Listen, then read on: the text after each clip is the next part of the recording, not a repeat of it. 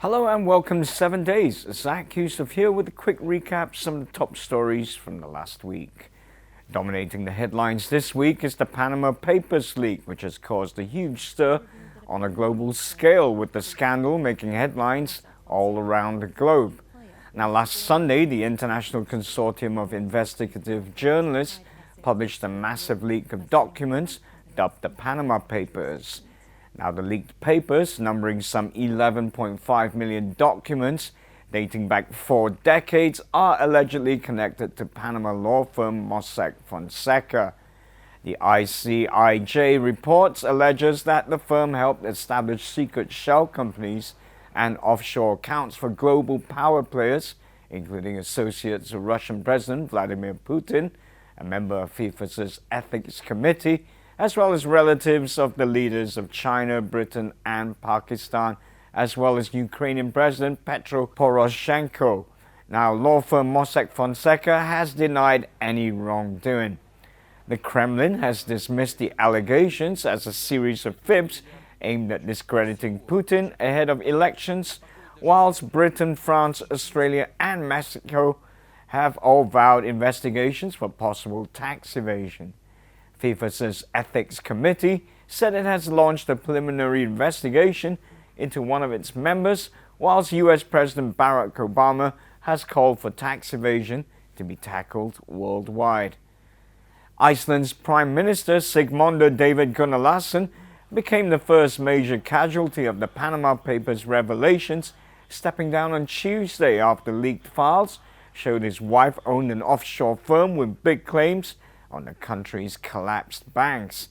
The ruling Progressive Party's deputy leader, Sigurdur Ingi Johansson, who holds the fisheries and agriculture portfolio, told reporters after a party meeting that the party planned to name him as the new leader. The Panama Papers showed the Premier's wife owned an offshore company with big claims on Iceland's banks, an undeclared conflict of interest for Gunnlaugsson. Okay, moving along, Swiss police raided the European football body UEFA on Wednesday to seize information about a contract disclosed in the Panama Papers that was signed by Gianni Infantino, now head of the global football body FIFA.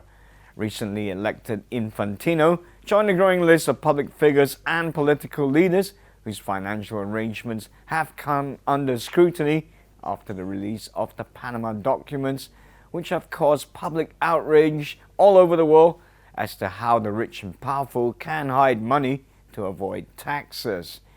In the wake of the Panama Papers leak, British Prime Minister David Cameron faced some uncomfortable questions about his finances because his late father was amongst the tens of thousands of people named in the Panama documents. Now, having at first described it as a private matter, Cameron's office said on Tuesday that he and his family did not benefit from any such funds at present. Cameron also said he did not own any shares or have any offshore accounts or funds. Cameron acknowledged on Thursday he once had a stake in his late father's offshore trust. In an interview with ITV News, Cameron said he had owned shares in the Panamanian trust Blairmore, but had sold them in 2010 before becoming Prime Minister. And finally, a nearly 400-year-old copy of a first edition of William Shakespeare's collected plays has been found in a vast aristocratic house on the Isle of Bute off the west coast of Scotland. First published back in 1623, the first folio contains Shakespeare's 36 plays, including several that had never been published before and might have been lost without it, such as Macbeth, The Tempest, and As You Like It. The discovery at Mount Stuart, a grand neo-Gothic home of the Marquess of Bute, brings the total of known surviving copies of the first folio in the world to 234. Most others are in libraries and accessible only to scholars. Worth an estimated £2 to £2.5 million, the folio is not up for sale and will be on public display at Mount Stuart until October. The folio was found in the home's library, which houses a collection of artworks and artifacts acquired by the Stuart family over the centuries. Excellent stuff. I'm a big Shakespeare fan, and that folio discovery, great news indeed. Okay, so until next time, have a great week.